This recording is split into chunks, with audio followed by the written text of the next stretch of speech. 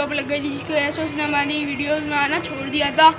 वो आज हमारी वीडियो में आएगा, वो भी अपनी बाइक लेकर आएगा, वो भी अपनी बाइक पे बंदों को बिठाएगा, फिर हम चलेंगे उस जगह पर। उस जगह पर कुछ पता नहीं है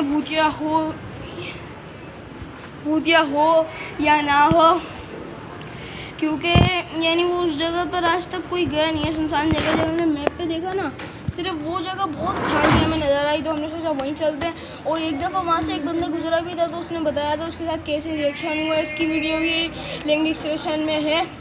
चैनल को सब्सक्राइब करने का तो मैं आपको बोल चुका हूँ। सही है, फिर चलते हैं, मिलते हैं अगले सीन में। बाकी के लिए अल्लाह हाफ़िज़। अबे वो सब जल्दी